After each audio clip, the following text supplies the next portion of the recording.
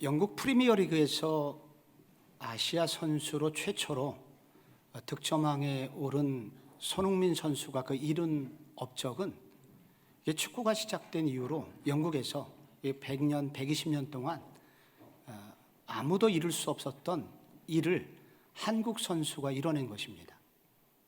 그 손흥민 선수의 올해 연봉이 160억 원이라고 합니다. 그리고 그런 선수가 우리나라 선수라는 사실에 대해서 저희는 큰 자부심을 가지고 있고, 그리고 그런 선수의 아버지, 어머니는 누굴까 궁금하기도 합니다. 그의 아버지가 언론에 잘 나오지 않다가 이제 최근에 유퀴즈에 그리고 한겨레 신문사에 연속해서 인터뷰를 드디어 하게 됐습니다. 그런데 이 손웅정 씨인데, 그 손웅정 씨에 따르면 초등학교 3학년 때 손흥민이 10살 때 아들이 본격적으로 축구를 하고 싶다고 하였다고 합니다. 그런데 이 손웅정 씨도 프로축구 선수였지만 일찍 은퇴를 하고만 자기 스스로는 삼류 선수라고 고백하는 그런 엄격한 분입니다. 그런데 아들은 나처럼 중간에 탈락하지 않고 정말로 유명하고 행복한 선수가 됐으면 좋겠다 하고 싶어서 아들에게 보험을 듭니다. 약속을 받는 거죠. 너 축구를 시켜주면 이렇게 할 거야? 축구가 매우 어려워. 힘든 운동이야. 그래도 할 거야? 약속을 받습니다. 그리고 그때부터 두 가지를 시켰는데, 첫째는 왼발 쓰는 겁니다. 그래서 발을 씻을 때도 왼발로, 양말을 신을 때도 왼발 먼저, 운동화를 신을 때도 왼발 먼저, 공도 왼발로. 그렇게 해서 손흥민은 보기 힘든 양발잡이 선수가 됩니다. 또 하나는 하루에 2시간 이상씩 꼭 시킨 일이 있는데, 이 발등에서 볼이 떨어지지 않게 하고, 그리고 그 다음에는 발 옆등으로 차서 떨어지지 않게 하고, 그 다음에는 무릎으로, 그 다음에 가슴으로, 그리고 머리로 해서 공이 몸에서 떨어지지 않게 하는 그런 기본기, 축구 선수의 기본기를 하루에 2시간씩 매일 시켰다고 합니다. 중학교 올라가서는 2시간이나 그것을 6시간씩 하고, 설날도 추석도 없이 혹독하게 이런 기본기 훈련을 시켰다고 합니다. 그래서 너무 심해서 이웃이 보다 못해서 아동학대로 경찰에 신고를 했다고 합니다. 그런데 이 손흥민은 그것을 견뎌냈습니다. 18살이 되어서야 비로소 공을 멀리 보내는 이 볼차기를 그때 비로소 시켰다고 합니다. 함부르크, 독일에 진출해서 평소에도 물론 공은 찼지만 이런 본격적인 공을 멀리 차는 슈팅 연습은 아들의 근육이 다 성장된 이후에 시켰다고 합니다. 그러니까 아버지 손흥정 씨는 이 손흥민에게 기본기를 갖추게 하였고, 결국 그 기본기가 어느 날 몸에 붙자 그는 월드 클래스 선수로 자라게 되었다고 그는 말합니다. 저는 이 얘기를 들으면서 저 자신을 많이 돌아봤습니다. 너는 네 사랑하는 자녀에게 네가 정말로 자녀의 미래에, 지금 당장은 어려워 보여도 정말로 그 자녀의 미래에 생명이 될 만한 삶의 원칙을 가르쳐 준 적이 있느냐? 너의 가정에는 이렇게 지금 당장은 좀 어리석어 보이는 것 같아도, 힘든 것 같아도 그에게 영원히 축복을 가져다 줄 이런 가정적 원칙이 너의 가정에는 있느냐? 라는 저 자신을 돌이켜보는 그런 인터뷰 기사였습니다. 좋은 신앙인이란 누굴까요? 좋은 믿음을 가졌다는 것은 무슨 뜻일까요?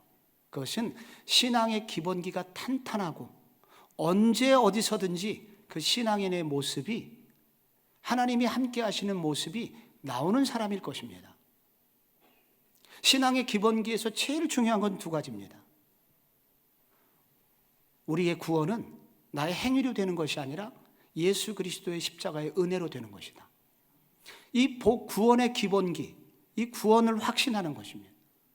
그러나 그 다음 두 번째는 구원받은 이후에 그러면 그리스도의 자녀로서 어떻게 사는 것이 합당한 삶이냐, 하나님이 원하시는 삶이 무엇이냐, 그리고 주님과 그 주님과 어떻게 동행하느냐 하면서 주님이 기뻐하시는 일에 내 삶을 드리는 삶, 그것이 내 삶에 붙어있는 사람, 그 사람이 신앙이 좋은 사람이고 믿음이 좋은 사람이라고 할 수가 있습니다. 성경에서 그런 의미에서 출애굽기 20장에서 소개하는 이 10계명은 바로 신앙의 기본기 중의 기본기입니다. 여러분이 성경책이든 찬송가든 앞을 딱 열어보면 앞에는 보통 주기도문이 나와 있고 성경의 뒷표지에는 10계명이 나와 있습니다. 왜 그렇게 나와 있겠습니까? 그것은 처음과 끝이 바로 주기도문과 10계명, 그 두 가지가 기본기 중의 기본기이기 때문입니다. 그래서 초대교회 시대부터 1980년대까지만 해도 한국교회 대부분의 교회에서는 예배 시간에 10계명 낭송이 있었습니다. 그래서 어린 시절부터 10계명을 다 외웠습니다. 왜 그렇게 했겠습니까? 이 10계명이라고 하는 것은 바로 신앙의 기본기 중의 기본기이기 때문입니다. 그러나 이 10계명을 서론을 모르고 10계명만 단지 외우면 잘못하면 이단이 될 수도 있다고 경고합니다. 우리는 지난주에도 그 얘기를 나눴습니다. 순서가 매우 중요하다. 그래서 10계명의 서론을 모르면 잘못될 수가 있다. 이것은 단순한 계명이 아니라 우리가 구원을 받기 위한 조건으로 10계명을 주신 것이 아니라 구원받은 백성이기에 구원받고 출애굽하여 이제 3개월이 지난 후에 시내산 앞에 언약을 맺은 후에 주신 바로 언약 백성의 삶의 테두리요, 하나님을 믿는 백성이 지켜야 될 삶의 원칙들이다. 그런 개념으로 순서를 맞추어서 10계명을 이해하지 못하면 잘못될 수 있으니 유의하라. 그런 말씀도 함께 나누었습니다. 그래서 바로 이 10계명이라고 하는 것은 사랑하는 자녀, 구원받은 자녀들이 정말로 잘 되기를 원하는 하나님의 마음, 이 사랑의 마음이 여기 들어있는 것입니다. 그 중요한 10계명의 첫 번째 계명이 오늘 나와 있습니다. 3절에 너는 나 외에는 다른 신들을 내게 두지 말지니라. 여러분, 여기 나 외에는 이라고 되어 있는데 이게 나 외에는 이라는 이 단어가 원문에는 단어가 두 개로 되어 있습니다. 하나는 바로 옆에 전치사 붙어 있다는 곁에, 가까이. 그 다음에 외에는에는 얼굴이 들어 있습니다. 얼굴. 그러니까 내 얼굴 곁에 다른 신들을 두지 마라. 즉 나의 면전에서 어떤 우상도 두지 마라. 나는 그것을 견딜 수 없다. 내 면전에서 내 옆에 나란히 나와 동등하게 무엇을 두려고 하지 마라. 나는 그런 존재가 아니다. 이것은 어떻게 보면은 하나님이 조금은 욕심이 많으신 것 같아요. 매우 독단적인 것 같고, 그리고 배타적인 것 같고, 그리고 좀 독점을 요구하시는 너무 심한 요구처럼 들리기도 합니다. 특별히 요즘 같은 종교 다원주의의 시대 속에서는 이 말씀 때문에 우리가 곤욕을 치르고 있습니다. 기독교인은 독선적이다. 다른 사람을 인정해 줄 줄 모른다. 그래서 우리가 하나 되어야 되는데 하나 됨을 방해하는 아주 치명적인 독소가 기독교다 하면서 맹비난을 이 말씀 때문에 당하게 되지요. 그런데 이런 말씀을 주시면서 이것이 어떻게 사랑해서 주신 말씀일까요? 이것이 어찌 사랑의 계명이며 이런 계명, 특별히 이것이 어떻게 계명 중에 으뜸되는 계명일까요? 성경은 무엇보다 여러분, 이 계명이 왜 사랑의 계명이냐면 이 계명은 인격적 관계 안에서 주신 계명이기 때문에 사랑의 계명이라고 합니다. 여러분, 여기서요, 너는 이라고 나옵니다. 너는 나 외에 다른 신을 두지 마라. 여기서 너는 누군지 다시 한번 생각해 볼게요. 너는 누구입니까? 이미 출애굽을 해서 6월절 어린 양의 피를 통해서 애굽에서 탈출할 수 있었고, 그리고 하나님의 능하신 팔로 홍해를 가르셔서 바로의 추격을 따돌리고 완전히 구원을 받아 3개월이 지나서 시내산 앞에 서 있는 자들, 그게 너는입니다. 너는. 그리고 이 너는이라는 이 말 속에 지금 시내산에서 하나님이 강림하셔서 이스라엘 백성들과 언약을 맺고 있습니다. 언약이라는 것은 무엇입니까? 사랑하는 두 사람이 사랑은 해왔지만 많은 사람 앞에서 이제부터는 공식적으로 내 아내요 내 남편입니다 라는 결혼 예식과 같은 것이요, 혹은 이 아들은 지금부터 정식으로 내 아들입니다, 입양을 선포하는 입양식의 시간과 같은 것이 바로 언약입니다. 그 시내산 언약의 선물로 바로 이제 십계명을 주셨는데, 바로 그때 그 대상자가 바로 너는입니다. 그래서 너는이라는 이 존재는 바로 하나님이 그토록 사랑하는 존재, 하나님이 그 어린 양의 피로 그들을 구원해 준 사랑받은 구원받은 존재요, 그리고 하나님의 자녀요, 또 다른 한편으로는 하나님의 신부와 같은 역할, 그런 존재, 그 존귀한 존재가 바로 너는입니다. 하나님은 그들을 이렇게 사랑하셨다는 것입니다. 그래서 너는은 바로 하나님과 이스라엘 사이의 인격적 관계로 맺어진 사이라는 것입니다. 뗄래야 뗄 수 없는, 정말로 서로가 서로만을 사랑하고 바라보아야 되는 그런 인격적 관계, 그것이 바로 이스라엘과 하나님의 관계라는 것입니다. 솔로몬이 그의 초기에 중기까지는 솔로몬의 나라는 정말로 부강했었습니다. 정말로 강성대국을 이뤘었습니다. 그런데 솔로몬의 말기가 되자 나라가 흔들렸습니다. 그리고 결국 외적의 침입을 받기도 하고 쿠데타가 이유 없이 일어나기도 하고, 그리고 솔로몬이 죽자마자 나라는 반쪽이 났습니다. 이미 솔로몬 시대에 다 나라가 갈라져 있었던 것입니다. 솔로몬이 왜 그렇게 솔로몬의 말기가 나빴고 죽은 이후에는 더 나빴을까요? 그것이 열왕기상 11장 1절에 그 이유가 나옵니다. 솔로몬 왕이 바로의 딸 외에 이방의 많은 여인을 사랑하였으니 곧 모압과 암몬과 에돔과 시돈과 헷 여인이라. 솔로몬의 문제는 이렇게 많은 여자를 사랑하는 것이었습니다. 그런데 이거보다 더 문제가 됐던 것은 이 여인들이 시집을 와서 솔로몬 씨 외로워요. 그래서 그들에게 산당을 지어줍니다.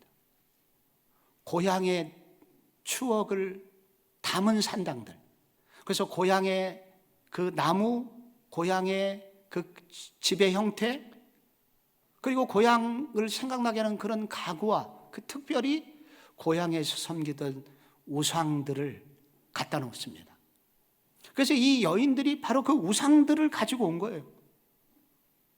그 결과 무슨 일이 생겼냐면 그 6절에 솔로몬이 여호와의 눈앞에서 악을 행하여 그의 아버지 다윗이 여호와를 온전히 따름같이 따르지 아니하고, 여호와의 눈앞에서 악을 행했다는 것은 무슨 뜻일까요? 하나님이 보시는데 무슨 악을 행했을까요? 이 단어는 방금 1계명의 핵심, 나 외에는 거기에 무슨 뜻이 들어가 있었다 그랬죠? 내 얼굴 앞에서, 내 얼굴 옆에 무엇인가를 나란히 두지 말라. 이게 1계명이거든요. 솔로몬이 지금 1계명을 어기고 있다는 것입니다. 1계명을 무시했다는 것입니다. 자기 아버지 다윗같이 온전히 따르지 아니했다. 여기 온전하다는 단어는 완벽하라는 뜻이 아닙니다. 처음부터 끝까지 일관되게, 이게 온전한 것입니다. 아버지 다윗은 처음부터 끝까지 하나님을 그렇게 사랑했는데 이 솔로몬은 중간에 계명을 깨뜨리고 그 사이에 하나님과 자기 사이에 우상을 갖다 놨어요. 내 면전에 내 얼굴 옆에 나란히 놓지 말라고 한 그 우상을 수없이 갖다 놨어요. 나라가 결국은 분열의 아픔을 겪고 맙니다. 우리가 물건을 살 때는 하나 더 주는 것은 참 행복한 일입니다. 얼마 전 저도 국민은행 앞에 있는 유명한 붕어빵 집에서 조금 많이 샀더니 아유, 아저씨 하나 더 가져가세요. 그때 기분이 좋습니다. 그러나 인격적 사랑의 관계에서 하나 더 추가되는 것은 매우 큰 문제를 야기합니다. 우리 교회 한 남자 청년이 어떤 몰래 좋아하던 짝사랑하는 여학생이 있었습니다. 근데 간만에 카페에서 우연히 둘만 앉을 수 있는 기회를 잡게 된 거예요.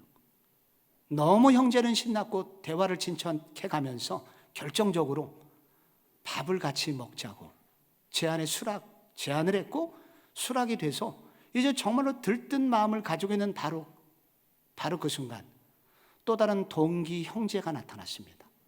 나도 마침 밥 안 먹었는데 같이 가자고. 한 명이 추가되는 그 순간 그 형제의 가득했던 꿈, 행복은 순간 깨지고 맙니다. 이거보다 더 심각한 일은 결혼 이후에 생깁니다. 마음씨 착한 아내와 살고 있는 남편이 있습니다. 아내가 집안일을 혼자 다 하고 있습니다. 어느 날 이 남편이 아내에게 여보, 당신 너무 고생하고 있어. 당신에게 기쁜 소식이 하나 있어요. 나한테 여자가 생겼어. 다음 주부터 같이 와서 살게. 그럼 당신 집안일 반으로 줄어들 거야. 그 순간 무슨 일이 벌어질까요?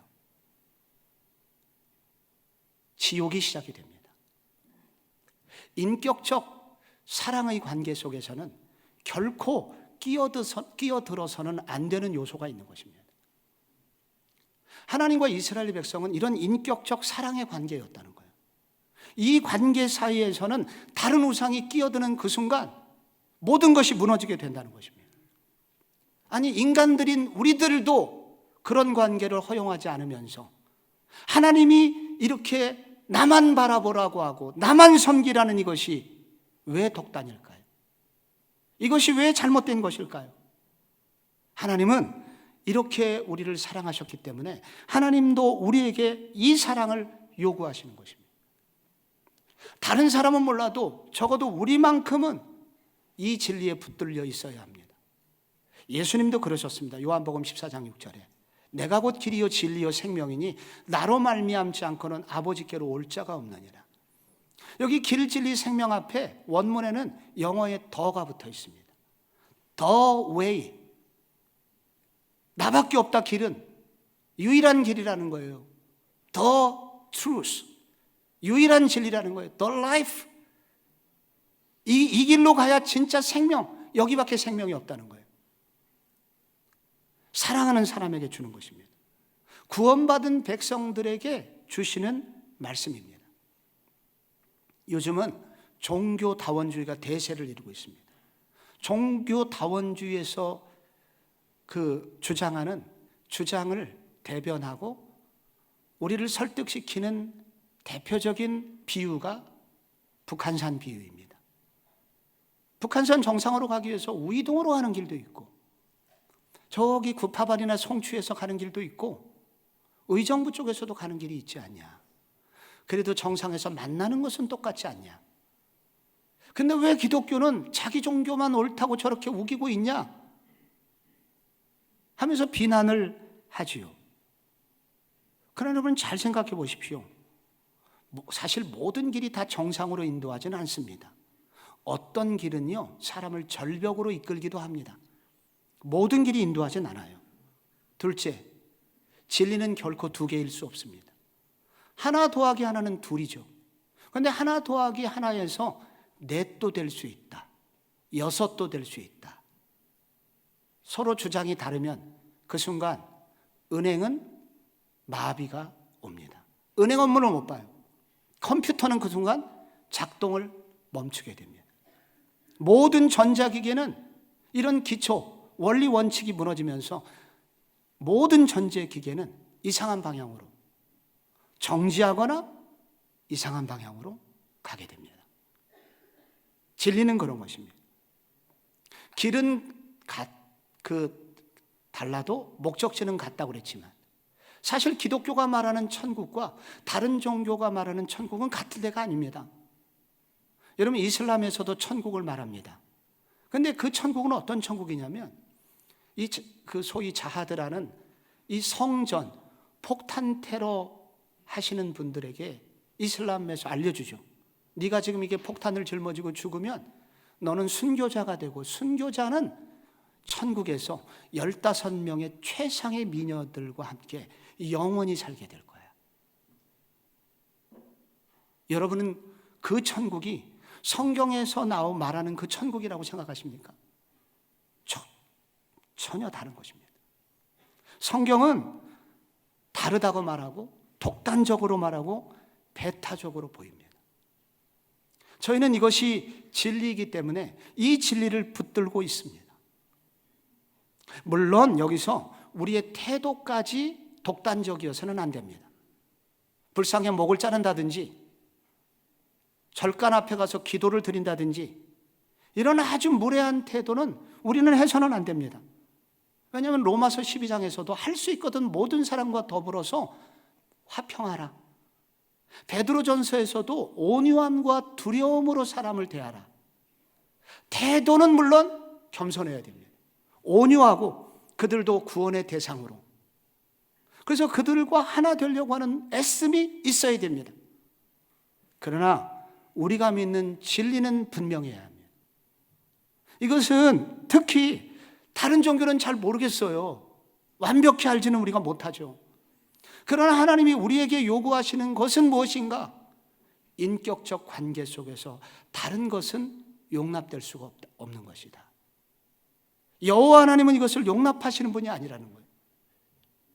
이것은 하나님이 우리를 인격적으로 사랑하셨기 때문에 또 이분도 인격적인 사랑을 받길 원하시는 이 하나님의 거룩한 욕심이 주신 계명이기에 사랑의 계명이라는 것입니다.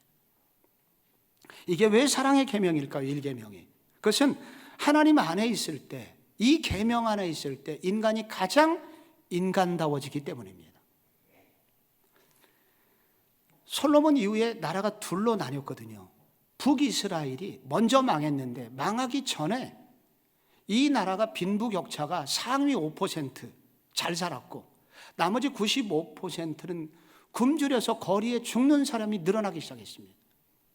도둑, 사기, 살인, 폭동 이런 것들이 북이스라엘 사이에 난무했습니다. 왜 이런 일이 생겼냐? 그때 호세아 선지자가 나타나서 설교하기를 그 이유를 말합니다. 호세아 4장 1절 이해입니다. 그게 이스라엘 자손들아 여호와의 말씀을 들으라. 여호와께서 이 땅 주민과 논쟁하시나니 이 땅에는 진실도 없고 인애도 없고 하나님을 아는 지식도 없고. 여기 진실이 나오고 인애가 나오는데 이거 하나님의 성품입니다. 이 하나님의 성품을 아는 지식이 없어요. 그 결과 4장 2절 오직 저주와 속임과 살인과 도둑질과 간음과 포악과 피를 되이음이라. 이 나라가 왜 이렇게 되는 줄 아냐? 우리가 하나님을 아는 지식, 하나님이 어떤 분이신지를 우리가 배우지 못하고 그 하나님의 인격을 조금 더 닮지 않아서 이 모양 된 거다. 그럼 왜 이렇게 됐을까요? 1계명을 어겼기 때문입니다.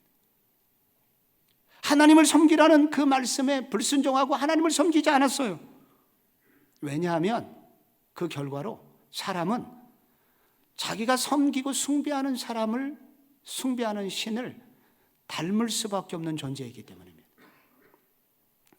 인간은 그가 섬기고 그가 예배하는 대상을 닮을 수밖에 없어요. 이집트에 가면은 거의 대부분의 짐승들이 우상입니다. 그래서 그들을 섬기고 있습니다. 그런 짐승 앞에 절을 하는 그 사람들이 누구를 닮을까요?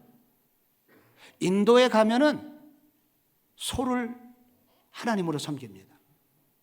그런데 여러분 그렇기 때문에 굶어 죽어가는 사람이 그렇게 많이 있음에도 불구하고 소를 도축하지 않습니다. 많은 사람이 죽어갑니다. 고대 트로이 전쟁이라고 있습니다. 그리스와 터키가 싸웠죠. 그런데 그 이유는 이 당시 그리스도인들은 인간과 비슷한 존재로 신을 가공하여 만들었습니다. 그래서 많은 인간신들이 있었습니다. 그런데 이 이집트를 그리스 편을 드는 신이 헤라라는 신이었고 터키 편을 드는 신이 아프로디테였습니다. 그래서 이 신들끼리 갈등이 생겼고 그 갈등의 결과로 두 나라가 진짜 전쟁을 하게 된 것입니다. 그런데 그 신들을 보면은 그리스의 신들을 보십시오. 질투하죠, 사기치죠, 거짓말하죠, 간통하죠. 사람들은 온갖 나쁜 짓을 다 하니까 그런 신들을 숭배하는 사람들 속에 무슨 도덕적인 것을 나오기를 기대할 수 있겠습니까? 저 어렸을 때 시골 마을에서 자랐는데 백사를 섬기는 집안이 있었습니다. 그 집안에 하얀 뱀이 살아요.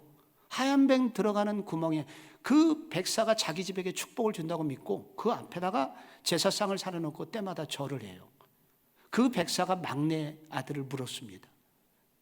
그 충격이 꽤 오랫동안 그 아들을 어렵게 했지만 여전히 백사를 섬겨요. 수십 년의 세월이 흘렀습니다. 어떻게 됐을까요? 참 죄송하게도 제대로 된 자식이 없습니다. 결국은 인간은 누구를 예배하느냐, 누구를 섬기느냐에 따라 닮게 되고 닮아가게 되어 있습니다. 하나님은 어떤 분이십니까? 거룩하신 분입니다. 내가 거룩하니 너희도 거룩할지어다. 거룩이라는 것은 깨끗하다는 뜻이 아닙니다. 거룩은 세상과 다르다, 구별되었다는 뜻입니다.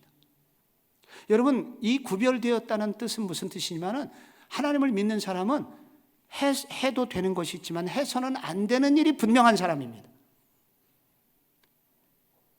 내가 일해야 되는 날과 쉬어야 되는 날, 예배 드려야 되는 것과 예배 안 드려도 될 구분이 명확한 사람입니다. 그리고 세상에서 구별됐다는 말은 세상에 영원히 소망을 두지 않는 사람이라는 뜻입니다. 그래서 세상에서 조금 어려운 일이 있어도 그렇게 심하게 낙심하지 않습니다. 여기가 전부가 아니니까. 나에게는 또 다른 나라가 있으니까. 이게 거룩입니다. 하나님의 또 하나 유명한 성품은 공의, 정의로우신 분입니다. 그래서 하나님은 사람을 외모로 취하지 않습니다. 많이 가진 부자하고 가난한 자를 하나님은 차별하지 않습니다.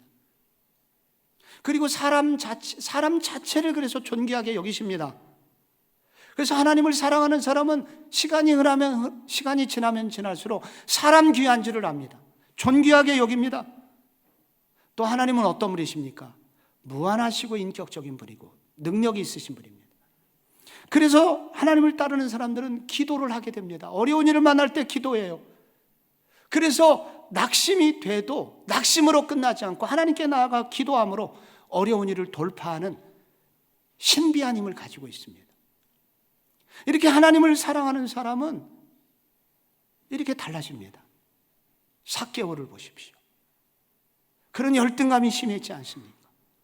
그래서 그는 잔인할 수밖에 없었고, 그래서 주변에 사람이 없었고, 그래서 외로웠던 사람입니다. 그런 그가 하나님의 아들을 만납니다. 어떻게 바뀌었습니까? 누가복음 19장에 보면 주여 내 소유의 절반을 가난한 자들에게 주겠사오며 만일 누구의 것을 토색한 것이 있으면 4배나 갚겠나이다. 구약의 율법은 이렇게 손에 본만큼만 주면 됩니다. 속건제 5번째 제사의 경우만 20% 할증해서 물어주면 됩니다. 근데 2배도 아니고 삭개오는 4배를 갚겠다고 합니다. 진짜 사람을 사랑하게 된 것입니다. 존귀하게 된 것입니다.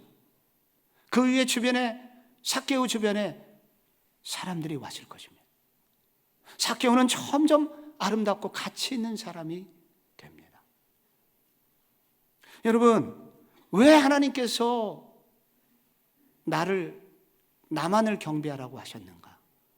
너희는 나 외에는 다른 신들을 내게 두지 말지니라 한 이유가 무엇입니까? 하나님이 그런 분이시기에 우리가 그 하나님을 예배하고 그 하나님하고 가까이 있을 때 인간은 가장 가치 있고 가장 고품격의 사람이 될 수 있기에 이렇게 요구하시는 것입니다. 여러분, 신기하게요, 무당들은 돈을 많이 벌니다. 한 번 구슬하면 1,000만 원, 2,000만 원, 억 단위를 벌기도 할 때가 있다고 합니다. 그런데 신기하게 무당들은 자기 자녀들이 무당 되기를 원하는 무당이 없습니다. 그런데 목사들은 대부분 가난합니다.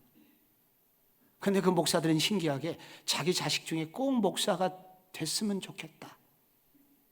이렇게 소원하는 사람들이 대부분입니다. 여기 장로님, 권사님들도 그러십니다. 목회자의 길이 뻔히 저 길은 조금 아닌 것 같은 부분이 있잖아요. 고생할 것 같은 길.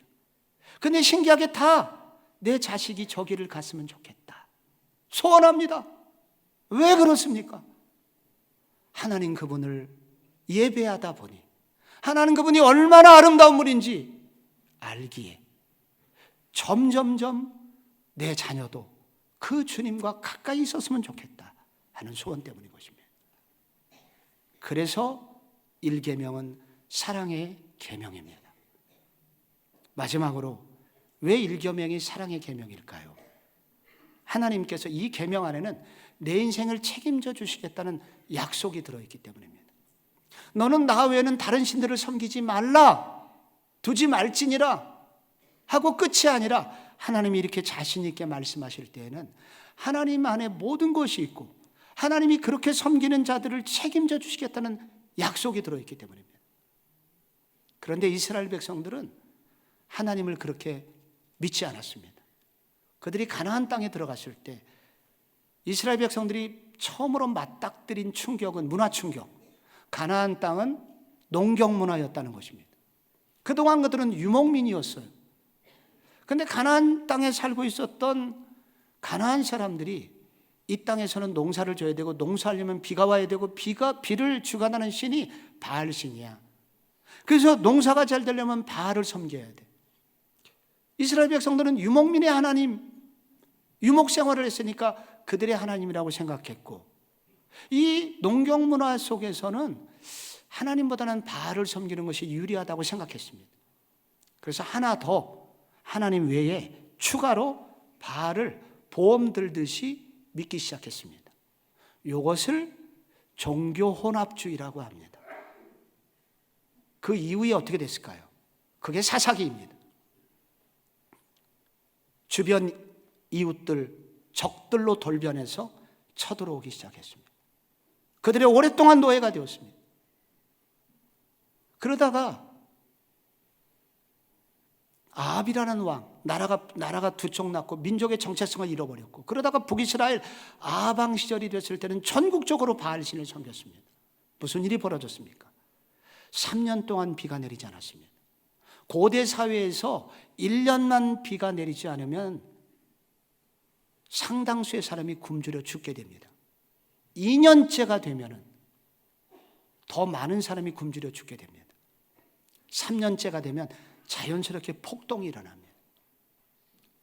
나라와 사법체계가 완전히 무너지게 됩니다.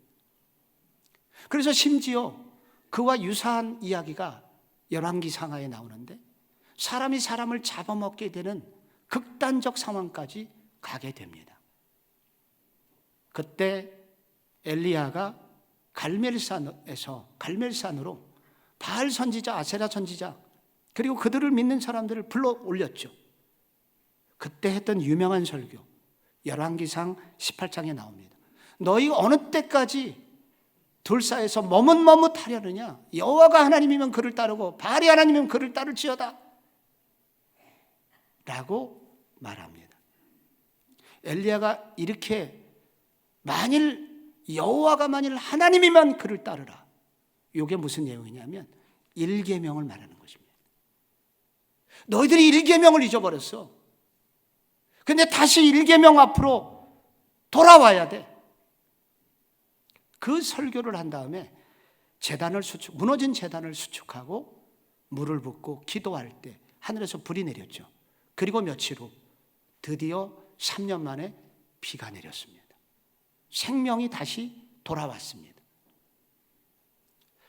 이 사건을 통해서 알려주는 것은 정말로 비를 내리는 신은 바알이 아니라 하나님이라는 사실을 알려주고, 그들에게 물질적 풍요까지 안겨주실 수 있는 분이 하나님이시라는 것을 극적으로 보여주고 있는 장면이 바로 열왕기상 18장인 것입니다. 하나님 안에는 모든 것이 있습니다. 마치 교회 안에서 하나님은 갇혀 계시고 세상에서는 세상법이 우리 세상법은 세상법대로 살아야 우리가 먹고 살 수 있다고 생각하면서 살 수도 있습니다. 그러나 하나님은 말씀하십니다. 나는 교회 안에만 있는 것이 아니라 세상 한가운데서도 영적인 것뿐만이 아니라 물질적인 모든 영역도 내 손 안에 있다고 주님은 말씀하고 있습니다. 오늘날 성도들도 동일한 고민을 합니다. 하나님이 나한테 영적인 구원은 해주셨지만 진짜 내 문제는 알고 계실까? 정말로 내 먹고 사는 문제는 주님이 해결하실 수 있을까? 그렇게 염려하고 걱정을 합니다. 이런 걱정을 예수님의 제자들이 했습니다. 어쩌다가 예수님 따라 나섰지만은 이제 먹고 사는 거 대책이 없다 염려하고 있었습니다. 그런데 예수님께서 뭐라고 말씀하셨습니까? 그러므로 염려하여 무엇을 먹을까, 마실까, 입을까 그렇게 말하지 말아라. 이는 다 이방인들이 말하는 것이다. 너희는 꼭 아버지 없는 자식처럼 말하는구나. 너희가 애비 없는 자식이냐? 나는 너희들의 아버지다. 하나님께서 이 모든 것을 책임지시겠다고 약속을 하시죠. 그리고 요구하시기를 너희는 그런즉 너희는 먼저 그의 나라와 그의 의를 구하라.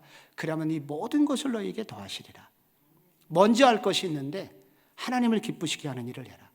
1계명 따라서 하나님이 무엇을 기뻐하실까 생각하고 그 일에 순종해라. 나머지는 내가 다 책임지마. 그래서 3년 동안 제자들과 지내면서 그 제자들이 굶지 않았습니다. 그 제자들 중에 12제자가 죽은 제자가 없어요. 그리고 그 이후에 여러분 초대교회에 부흥이 일어났고 그때 수많은 사람들이 재산을 가지고 와서 나눠주고 먹고 쓰면서 한 사람도 핍절한 사람이 없이 모든 것을 풍요롭게 하나님이 책임져 주셨습니다. 왜 1계명을 요구하시나? 그것은 영적인 것뿐만 아니라 너희들의 모든 삶까지 책임져 주시겠다는 하나님의 약속이 들어있기 때문입니다.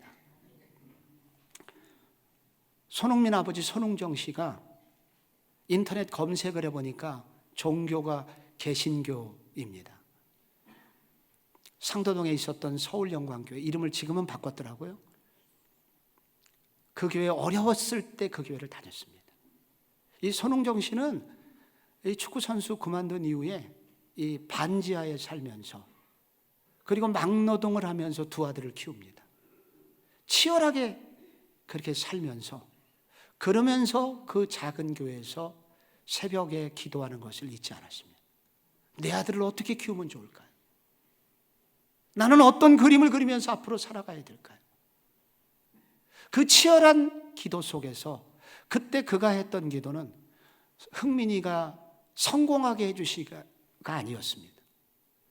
흥민이가 행복하게 축구하게 해주세요. 행복하게 만드는 길이 무엇입니까? 그런 고민했고 그것이 삶에 기도하던 중에 삶의 원칙들이 정리가 되고 그래서 그것을 반복적으로 하던 어느 날 오늘의 손흥민이 나오게 되었다.